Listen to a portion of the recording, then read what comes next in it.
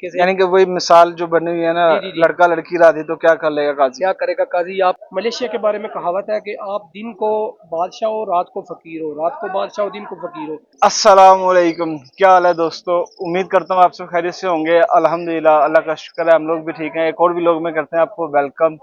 मेरे साथ उस्मान है। आज लास्ट टाइम जो है ना, हमने सबसे पहले जो व्लॉग शूट किया था ना, वो इस्तांबुल में किया था, इस्तांबुल के हवाले से। फिर हमने पाकिस्तान में, मीनार पाकिस्तान में मैंने लास्ट टाइम किया था, वो भी तुर्की से रिलेटेड था। इस दफ़ा जो है ना, उस्मान मलेशिया में घूम के आया, तो मलेशिया के हवाले से आप लोगों को डिटेल देंगे कि विजिट वीज़े पे लोग जाकर किस तरीके से वहाँ पे काम ढूंढते हैं, कैसे रहते हैं, सारा प्रोसेस जो है ना उस्मान की ज़ुबानी आपको सुनाएंगे।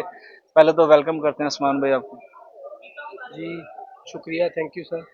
वेलकम। तो मुझे ये बताओ, आपने जब मलेशिया जाने के लिए यहाँ से विजिट वीज़ा अप्लाई किया था, तो कितना खर्चा आया था विजिट वीज़े के लिए? जी सबसे पहले तो आपके देखने वालों को, आपके जो व्यूवर हैं उनको मेरी तरफ से अस्सलाम वालेकुम। वालेकुम। मैं 2023 में मलेशिया गया था। 2023 में मैंने ई वीज़ा लिया था मलेशिया का। तो उसके ऊपर तकरीबन मेरा जो है ना 15 से 20 हज़ार रुपया खर्चा आ गया था। मैंने एजेंट के थ्रू लगवाया था। लगवा खुद भी बंदा सकता है, लेकिन उसके लिए बहुत लंबी चौड़ी जो है ना डॉक्यूमेंटेशन मांगते हैं।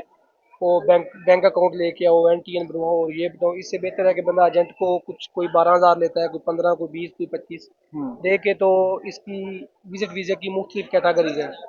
बिजनेस वीज़ा भी होता है और विजिट वीज़ा भी होता है, और जो है ना 1 ईयर का मलेशिया का मल्टीपल एंट्री जो है ना, वो भी विजिट वीज़ा मिल जाता है। लेकिन मैंने 1 मंथ वाला लगाया था कुछ। एक मंथ का? 1 मंथ वाला विजिट वीज़ा लेके मैं गया था। ये मुझे मिला था 25 हज़ार के राउंड अबाउट। 25,000 के राउंड जी जी। अबाउट ठीक होगा। टोटल कॉस्ट यानी 25,000 लगी आपकी। 25 हज़ार वीज़े की। ठीक है, तो टिकट कितने की आई थी यहाँ से जाने के लिए मलेशिया में? मैं 2023 मार्च में जब गया था ना मलेशिया में, तो उस हम्म। टाइम टिकटें बहुत महंगी थी। बहुत ही ज़्यादा महंगी थी, क्योंकि मलेशिया से लोग डिपोर्ट भी।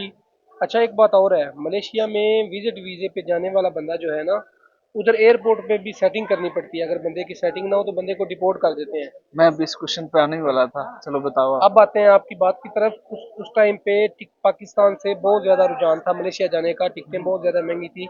तो मेरी जो रिटर्न टिकट थी ना, विजिट वीज़े वालों को रिटर्न टिकट लेनी पड़ती है, वो हुई थी तकरीबन 2 लाख के राउंड अबाउट। 2 लाख? तो रिफंडेबल टिकट खरीदी थी, वहां जाके कैंसिल भी करनी पड़ती है ना?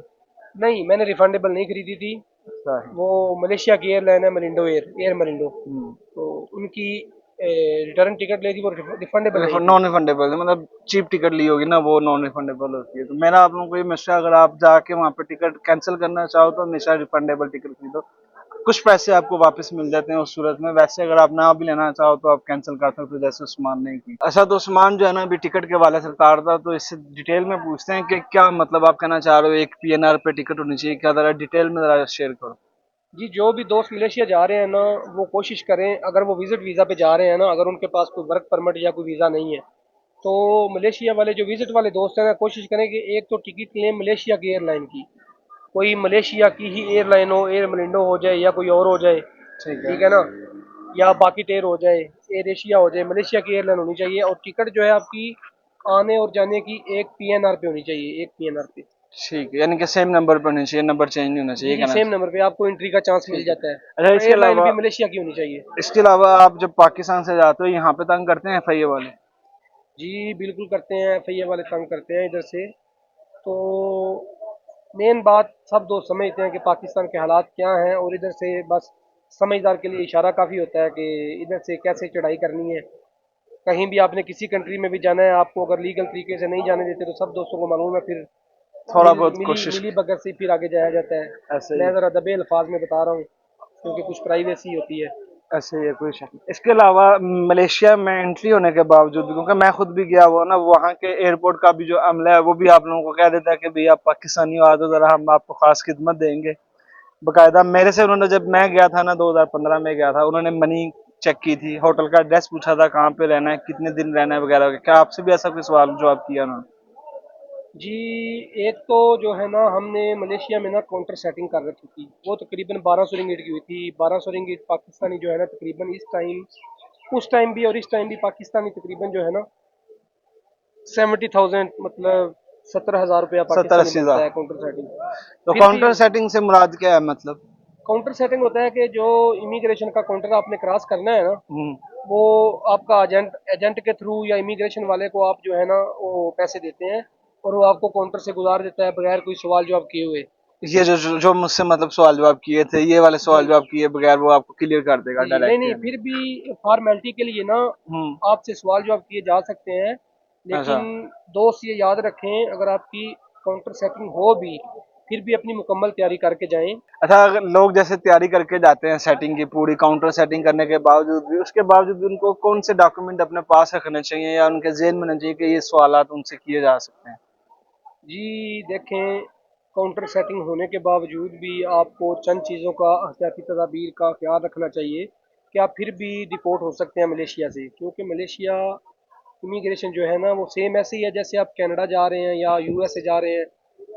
कंट्री वो नहीं है सेम यूएसए के, लेकिन इनके रूल ऑफ लॉ जो है ना, इमिग्रेशन के रूल बहुत इमिग्रेशन के सख्त रूल हैं। बहुत सख्त हैं। आप बिल्कुल ऐसी ही तैयारी करेंगे जैसे आप यूएसए की इमिग्रेशन जो है ना वो क्रॉस करके आप जा रहे हैं। तो एहतियात ये करें, अगर आपकी काउंटर सेटिंग है फिर भी अपने पास शो मनी भी रखें, कम से कम जो है ना $500 यूएसडी, 500 यूएसडी, और ज़्यादा से ज़्यादा जो है ना 1000 यूएसडी अपने पास रखें। और आपके पास non paid confirm hotel booking जो है ना होनी चाहिए, पेड हो या नॉन पेड हो, लेकिन पेड पेड पेड अगर ज्यादा बेस्ट है मेरी पेड नज़र ज़्यादा में, बेस्ट है। क्योंकि अगर वो आपने कॉल करते हैं। मैं जिस टाइम गया था ना जी जी, 2015 में, उन्होंने कॉल की थी होटल को, पूछा था अगर कि इसकी बुकिंग है कि नहीं। अगर आपका कोई उधर जाने वाला है जिसकी आपने रहाइश पे जाना है, रहना है, अगर आप काम के मकसद से जा रहे हैं तो ऐसा कर लें, पेड कर लें तो ज़्यादा बेहतर है। अगर नॉन पेड भी करें ना, लेकिन होटल बुकिंग आपकी कंफर्म होनी कंफर्म होनी चाहिए, होटल चाहिए। वालों को पता होना चाहिए। एक तो हो गया शो मनी, दूसरा हो गया होटल बुकिंग कंफर्म, तीसरा जो है ना आपने टिकट जो है ना एक पीएनआर पे वापसी भी आपकी टिकट होनी चाहिए। दूसरा आपने चंद एक सवाल जो आपकी तैयारी करनी है। अच्छा, किस तरह के सवालात की तैयारी करनी चाहिए, मतलब किस तरह के पूछ सकते हैं सेटिंग होने के बावजूद भी? वो आपसे पूछ सकते हैं, why you come to Malaysia, कि तुम मलेशिया में क्यों आए हो। हम्म। आपके ज़हन में ये 3-4 सवाल होने चाहिए। Why you come to Malaysia, उनको बताना है there are many historical places in Malaysia, I want to visit them, कि मलेशिया में बहुत से तारीखी मुकामात हैं, मैं इनकी सैर करना चाहता हूँ। आपने उनको ये जवाब देना है। आगे आपसे पूछ सकते हैं, आपके पास पैसे कितने हैं, ये भी तो पूछते आपके हैं। पास इवन मैं जब गया था उन्होंने कहा था ये मनी आपकी कितनी है, काउंट गिनती करके दिखाओ मुझे। जी जी, और भी एक दो सवाल करते हैं, किस और तरीके भी के लाइफ, सवाल करेंगे आपसे, आपके होटल का name, what is your hotel name. कितने दिन स्टे करना है, ये भी हो हाँ जी सकता जी, है। कितने दिन तुमने स्टे करना है, अपने होटल का नाम याद करें। यानी जनरल क्वेश्चन नहीं है, जी इजीली हर कोई जवाब दे सकता है अगर वो थोड़ा आपने सा इंग्लिश बोल ले। जी जी, आपने क्या क्या जगह जो है वो विजिट करनी है, किधर किधर घूमने जाना है, ठीक है, ये अच्छा, भी ये पूछते तो हैं। एयरपोर्ट क्लियर हो गया, फर्ज कर लो। एयरपोर्ट क्लियर होने के बाद जब वो मलेशिया में चला जाता है बंदा, तो उसको सबसे पहले रिहाइश का मसला आता है। अगर कोई सेटिंग करके नहीं जाता रिहाइश के लिए, क्या करना पड़ता है वहाँ पे? जी आदिल भाई, मैं आपकी बात काटता हूँ, एक दो और भी अहम सवाल है एयरपोर्ट के रिलेटेड ही, हाँ जी, हाँ वो जी, मैं आपको जरूर। बताना चाहूँगा। दो तीन चीज़ें जो है ना बहुत अहम है, उनका ख्याल रखना चाहिए आपको। किस तरह के सवाल, जैसा कि? इमिग्रेशन वाले आपसे ये अगर क्वेश्चन करें कि आपका कोई रिलेटिव या रिश्तेदार इधर है मलेशिया में, उनको सीधे सीधे बोलना है नो, नो, ठीक है। मेरा कोई भी इधर रिश्तेदार नहीं है। ठीक है। जो भी आदमी जा रहा है अच्छे से इंग्लिश में तैयारी करके जाए। अगर दो तीन लोग हो आप, तो आप इमिग्रेशन क्रॉस करके आगे जाके बैठ जाओ, अपने दूसरे को ना छेड़ो, ना उसकी तरफ देखो, ना उसको इशारा करो। ठीक और है। आप जब इमिग्रेशन क्रॉस कर जाते हो ना, फिर भी अपने जो पैसे हैं ना वो कहीं छुपा के या थोड़े साइड में रखो, क्योंकि आगे भी नकली पुलिस वाले, जाली पुलिस वाले कह लो या असली पुलिस होती है, वो भी आपको तलाशी करके आपके पैसे छीन सकते हैं। वहाँ ये सीन भी होता है सीन होता एयरपोर्ट है पे? जी, एयरपोर्ट के ऊपर भी बहुत। और वैसे भी लोग घूम रहे होते हैं, गैंगस्टर टाइप लोग, उनसे भी बचना होता है। ठीक और है। आप एयरपोर्ट से निकल के जो टैक्सी यूज़ करते हैं ना, वो कोशिश करें वो भी कोई सिंह सरदार या कोई तामिल ब्लैक वाला ना हो, ठीक किसी है। मलेशियन की ही टैक्सी बुक करें, ठीक है। या चाइनीज़ की बुक करें या मलेशियन की बुक करें, ये दो अच्छे हैं। ठीक है, तो इसकी क्या वजह है? सिंह और तामिल ये भी लूटते हैं?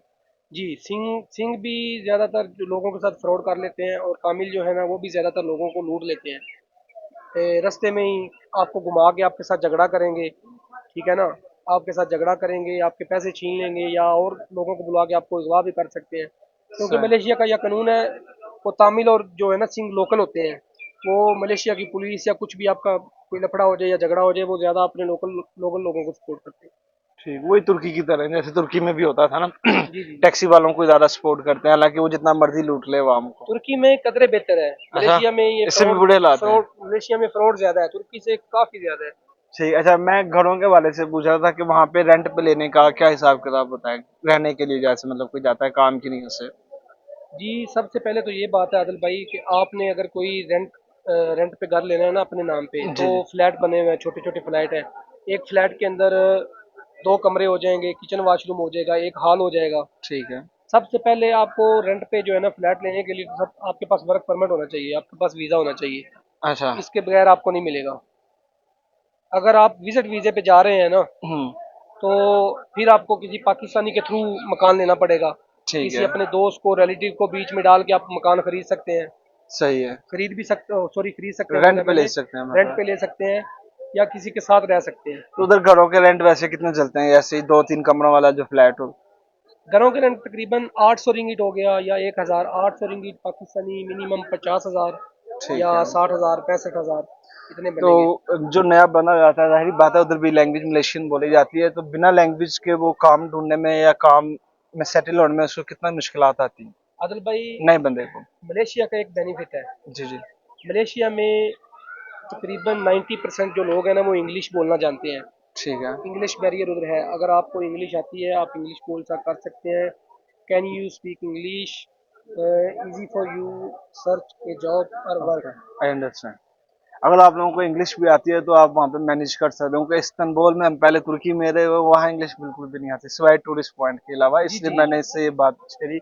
मैंने कहा पूछी जाए इसे, तो कम से कम सैलरी वहाँ पे कितनी मिल जाती है किसी भी काम में, हेल्पिंग में कोई जाता है जैसे लाइक। कम से कम जो सैलरी है ना, किसी बंदे को अगर कुछ भी नहीं आता तो उसकी एक दिन की जो है ना 50 रिंगिट, राउंड अबाउट 50 रिंगिट मिल जाती है डेली बल्कि। डेली के हिसाब से मिलती है डेली उधर। के हिसाब से भी मिल जाती है, मंथली के हिसाब से, लेकिन दोस्त कोशिश करें हम्म। कि सैलरी डेली के हिसाब से लेनी चाहिए। डेली वाले पे जाएं जी, काम पे। डेली डेली वेजेस पे उसकी जाएं। क्या वजह है कि डेली वाले काम पे जाना चाहिए उनको। उसकी वजह यह है कि अगर तो आपका बॉस जो है ना वो चाइनीज़ है, तो चाइनीज़ सैलरी देते हैं। देखो जी, एक तो आदिल भाई आपके हुनर पे डिपेंड करता है कि बिल्कुल, आप वो तो काम है। क्या जानते हैं, ठीक है ऐसे ही। ना। आप स्किल्ड वर्कर हैं या नॉन स्किल्ड वर्कर हैं, तो आपके हुनर पे भी, आपकी स्किल्ड पे भी डिपेंड करता है कि आपकी एक दिन की सैलरी को बोलते हैं गाजी। गाजी, ठीक है। आपकी गाजी कितनी है। दिहाड़ी यानी कि पाकिस्तान में जी ऐसा जी। बोल। उधर जो बेसिक गाजी है ना, गवर्नमेंट की जो सैलरी है, कम से कम जो है ना अभी 1700 है। 1700। महीने की। अभी अभी महीने की 1700 है। 1700 है, ठीक लेकिन है। वो देते जो है ना 50 है, 50 पंद्रह उधर। सौ देते हैं, मतलब जी जी। 1500 की एवरेज के साथ। ठीक है। मेरा दोस्तों को मशवरा है, जो भी मलेशिया में जाए वो कोशिश करे किसी किदाई मकन में काम करे या किसी फैक्ट्री में काम करे या किसी जगह पे भी काम करे, तो वो डेली की सैलरी दे, डेली की नहीं तो कम से कम वीकली वीकली तो ले। वीकली बिल है, ठीक। अच्छा। उसकी एक वजह है। अच्छा, एक चीज और, जैसे हम इस्तांबुल में देखते हैं, तुर्की में ज्यादातर लोग नॉन स्किल ही होते हैं, कोई जी स्किल जी। के बगैर ही काम कर रहे होते हैं, काम भी आसानी से मिल जाता था जी जी। तुर्की में, तो मलेशिया में भी क्या सीन है बिना स्किल वालों के। मलेशिया में अगर आपके पास कुछ स्किल नहीं है, थोड़ा मुश्किल है, लेकिन नामुमकिन नहीं, काम आपको मिल जाता है। किसी पाकिस्तानी के साथ मिल जाएगा, किसी इंडियन के साथ। देखो जी आदम साहब, तुर्की का और मलेशिया का कंपैरिजन जो है ना एक जैसा नहीं है। काफी फर्क है। काफ़ी फ़र्क है। ठीक आपको है। मलेशियन जो है ना, मलेशियन भी और इंडियन भी, मलेशियन की जो है ना 40% जो आबादी है ना वो इंडियन है। इंडियन हिंदी बोलना जानते हैं, हिंदी और उर्दू एक जैसी है। एक जैसी ऐसे। पाकिस्तानियों को ये फ़ायदा है कि हम उनके साथ कोई हेल्पर लग जाते हैं कंस्ट्रक्शन पे या अनलोडिंग अनलोडिंग काम मिल जाता है। लेकिन जो भी मेरा भाई इंडियन के साथ या मलेशियन लोगों के साथ काम करे ना, वो डेली बेसिस पे करे। अक्सर औकात आपकी सैलरी मर जाती है, वो लोग आपको सैलरी नहीं देते। सही। चाइनीज सैलरी देने के हवाले से कदरे बेहतर है। चाइनीज के पास अगर काम करो तो वो सैलरी दे देते हैं और अच्छी देते हैं ठीक। मलेशियन और इंडियन लोगों से। अच्छा, तो ये तो चलो हो गया जॉब के हवाले से भी, इसके अलावा वहाँ पे अगर किसी ने विजिट वीजे पे जैसे कोई गया है, वो अपना वीजा कैसे कन्वर्ट कर सकता है या वर्क परमिट पे कैसे कर सकता है अपने आप को। मलेशिया पे विजिट पे तो मेरा मशवरा है, जो काम करने के लिए जा रहे हैं ना, वो मलेशिया विजिट के ऊपर ना जाए। ना जाए विजिट इधर पे। से ही कोई अच्छा सा एजेंट देखे, या एजेंट है जो गवर्नमेंट के रजिस्टर्ड अदारा है ना, कोई एजेंट है हम्म। जिसका लाइसेंस भी हो, उससे रब्ता करे। उससे मलेशिया का वर्क परमिट मिलता है, उससे बात करे। उससे बाकायदा बात करे कि मेरा भाई ये कम से कम जो है ना, मलेशिया का गवर्नमेंट का तो रूल है कि 8 साल 10 साल जो है ना वर्क परमिट है ना, वो रीन्यू होता है। होता आठ ही दस होता है, साल आठ तक दस साल ठीक आप है। एक वर्क परमिट जाते हो तो 8 10 साल रीन्यू होगा। लेकिन आप जिस एजेंट से भी वीज़ा लेते हो, आप उससे बात करो, कम से कम जो है ना 5 साल की उससे गारंटी लो कि 5 साल ये मुझे जो वीज़ा है ना ये रीन्यू होना चाहिए, मिलना चाहिए। तो 7 लाख आई थिंक 7-8 लाख में आपको 6 लाख 7 लाख या 8 लाख के राउंड अबाउट यहाँ ये पे वीज़ा, वर्क ये वीजा वर्क दे रहे वीज़ा मिल जाएगा पाकिस्तान में। पाकिस्तान से। अच्छा, जैसे आप यहाँ से विजिट वीजा पे जाते हो, जैसे आपने काउंटर सेटिंग का 70,000 बोला था शायद, जी जी जी 70,000 और 2 लाख टिकट का हो गया, जी जी, वो 3 लाख पहले की यही बात है। हो गया, यानी कि 4.5 लाख तकरीबन यही हो जाते हैं। ये सिर्फ विजिट वीजे पे खर्चा आता है कि टोटल। चार आपका साढ़े टोटल कितना खर्चा आया होगा विजिट वीजे पे मेरा अगर भी देखें? तकरीबन इतना ही आया था। इतना ही बनता है एजेंट के राउंड थ्रू मैं फिगर। भी गया था, ठीक। 4 साढ़े 4 लाख। तो वहां पे अगर आके वीजा कन्वर्ट करना इजीली है या मुश्किल है, उसके बारे में क्या कहना है? मलेशिया में अगर आपको स्ट्रेट फॉरवर्ड, मैं स्ट्रेट फॉरवर्ड सा बंदा हूँ, सीधा सा बंदा हूँ, ठीक है, मुझे हम्म, घुमा फिरा के बातें नहीं करनी आती। मेरे पहले भी 2 इंटरव्यू मौजूद हैं आपके चैनल पे। बिल्कुल। बात यह है कि मलेशिया में वीज़ा चेंज करना मुश्किल ही नहीं, नामुमकिन है।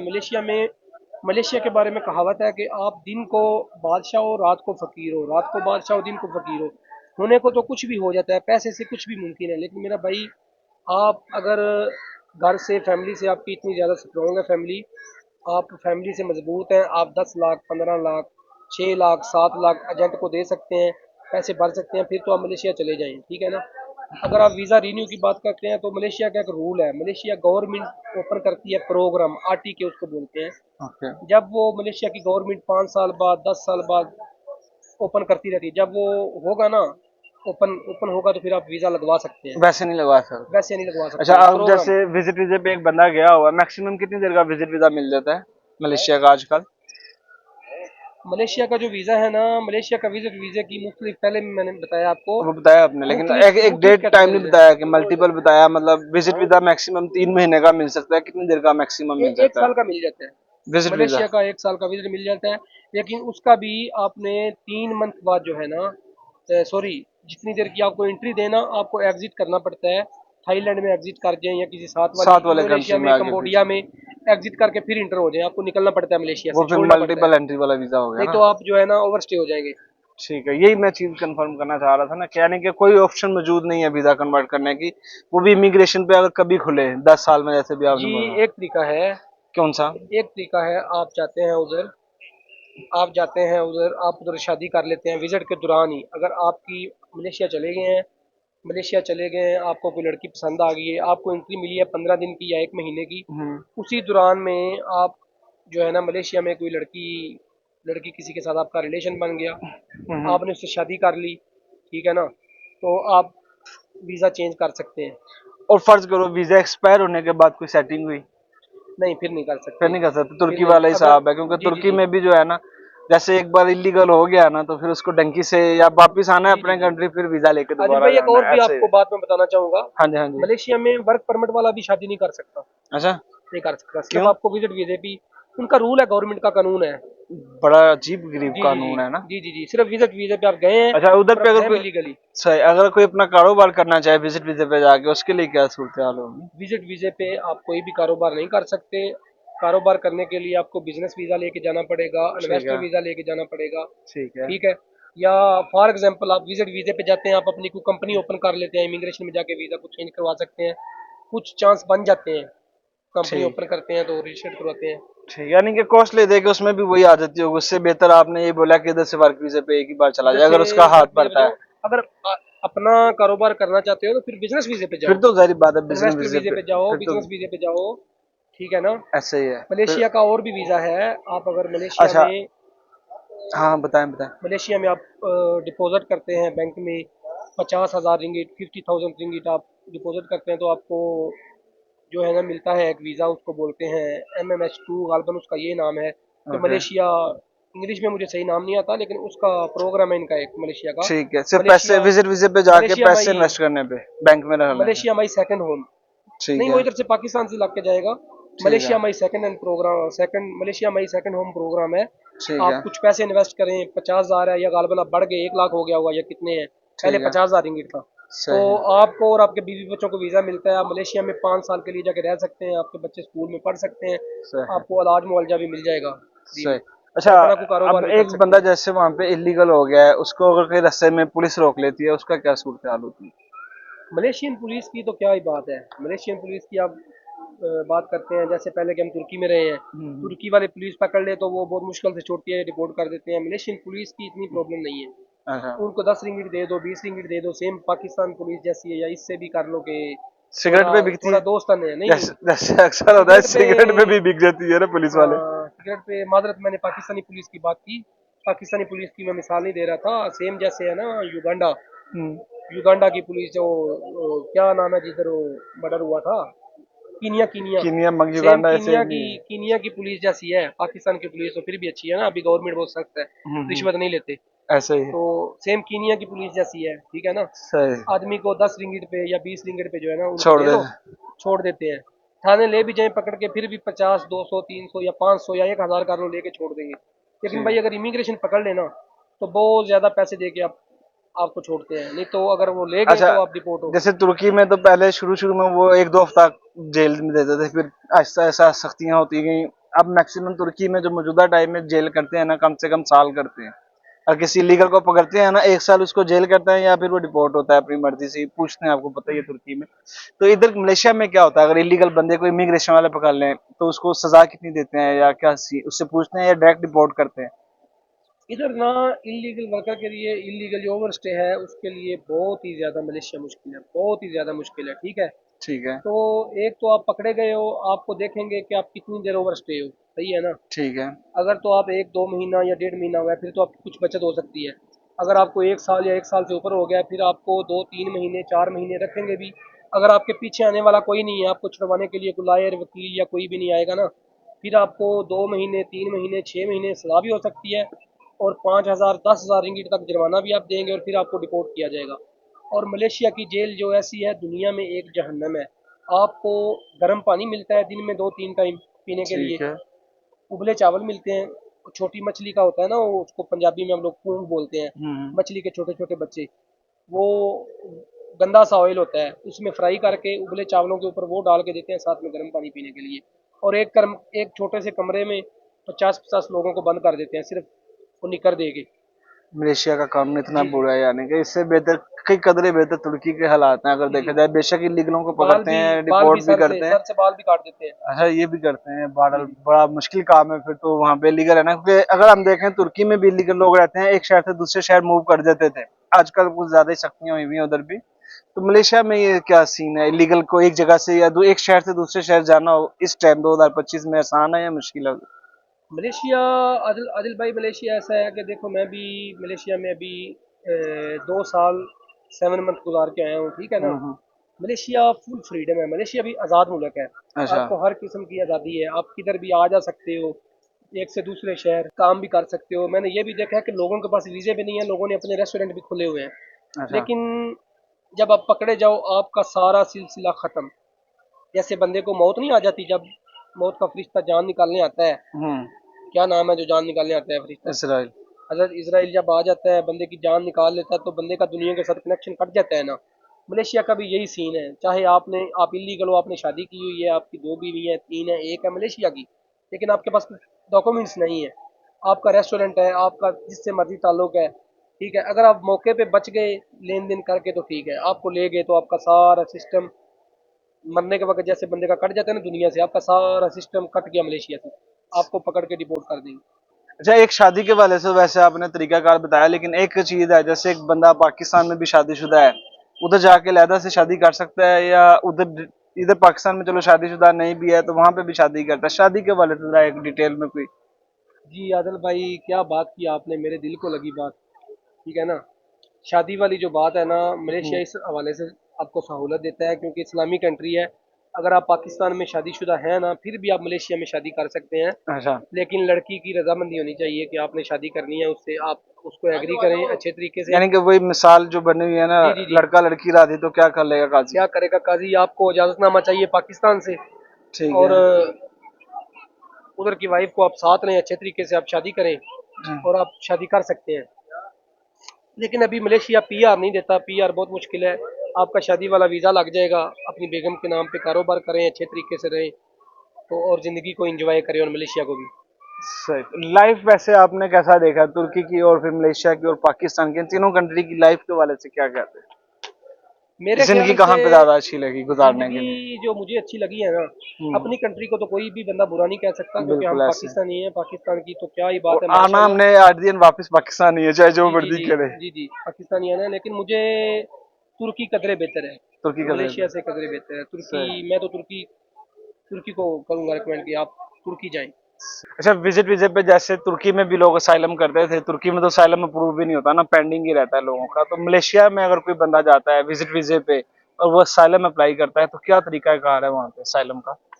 जी, मलेशिया में अगर आप जाते हैं, आपका पाकिस्तान में किसी के साथ कोई ज़ाती दुश्मनी है या आपको कोई मजहबी जो है ना डर है आपको, तो आपकी जान को ख़तरा है, आपके पास एक मजबूत डॉक्यूमेंट्स होने चाहिए, या आप कादियानी हैं। मलेशिया में पाकिस्तानी जो देखे हैं मैंने, वो ज़्यादा कादियानी हैं, उनको असाइलम मिल जाता है, ठीक है। क्रिश्चियन है, उनको भी मैंने देखा है, मिला है। मुसलमानों को भी मिला है, लेकिन आपके पास कोई मजबूत जो है ना डॉक्यूमेंट्स होने चाहिए। एफआईआर की कापी हो गई, या मतलब कि कोई मजबूत आपका कोई भाई मर्डर हुआ है या कोई आपका कोई रिश्तेदार मर्डर हुआ है, ठीक है, आपका केस कोई मजबूत होना दुश्मनी चाहिए रिश्ता, यानी। आपका केस मजबूत होना चाहिए। आपको अच्छा सा लॉयर पकड़े खुद, या जो जाएं उधर यूएन का ऑफिस है, हम्म।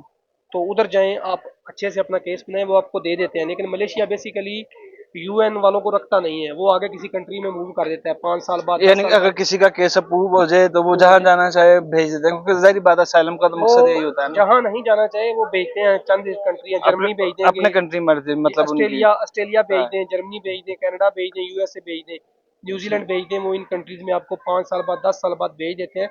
लेकिन उसके लिए आपका केस स्ट्रॉन्ग होना चाहिए। ठीक। कोशिश करें कि आप फैमिली आपके साथ हो। अगर आपके बीवी बच्चे साथ है ना, हम्म। आप फैमिली वाले हैं, तो आपको यूएन मिल जाएगा और आपका आगे का भी चांस बन जाएगा। सिंगल बंदे को जरा कम ही देते हैं, सिंगल को काम लेकिन देना है। सिंगल ने भी लेना है तो उसके पास स्ट्रॉन्ग डॉक्यूमेंट्स होने चाहिए, तो इंशाल्लाह मिल अच्छा, जाएगा। कुछ लोग होते हैं जिनका स्ट्रॉन्ग पीछे कुछ भी नहीं होता लेकिन ऐसे ही वहां जाके मतलब केस बना देते हैं, कोई ना कोई बातों बातों में हवाओं में केस बना देते हैं, उनका क्या तरीका है? उनका तो रिफ्यूज कर अप्रूव। देते हैं, एक दो इंटरव्यू के बाद इंटरव्यू लेते हैं, हम्म। रिफ्यूज कर देते हैं। आपके पास डॉक्यूमेंट्स मजबूत हो, तो आपको अदालत की मोहरें हो या पुलिस स्टेशन की एफआईआर वगैरह हो, हम्म। आपने अप्रूव करना होता है, आपने सबूत देना होता है कि प्रूफ मेरी जान देना को है यानी। वाकई सही सही। पाकिस्तान में मेरी जान को खतरा है, मेरे लिए रिस्क है, पाकिस्तान में मैं नहीं रह सकता। ठीक हो। आपने फिर भी, मैं तो असylum वाले बंदे को नहीं करूंगा क्योंकि मुल्क की बदनामी है, लेकिन जिसकी जान को वाकई पाकिस्तान में खतरा हो, किसी मजहब की कोई वजह से जाति या कोई दुश्मनी जाती हो कोई दुश्मनी हो या भी कोई भी हो, आप जाएं, वो ले सकता अपनी है ज़िंदगी रिस्क। को सेव करें, अपनी ज़िंदगी अच्छे तरीके से करें, उसको देते हैं। सही हो गया। तो जी दोस्तों, ये थी मलेशिया से रिलेटेड वीडियो। अगर कोई आपको लगता है कोई सवाल हमारा रह गया हो तो आप लोग हमें कमेंट करके जरूर आगाह कीजिएगा। इंशाल्लाह हम कोशिश करेंगे नेक्स्ट वीडियो उसके ऊपर बनाएं। तो हमें दीजिएगा इजाजत, तब तक के लिए दुआ में रखिएगा याद। अल्लाह हाफिज।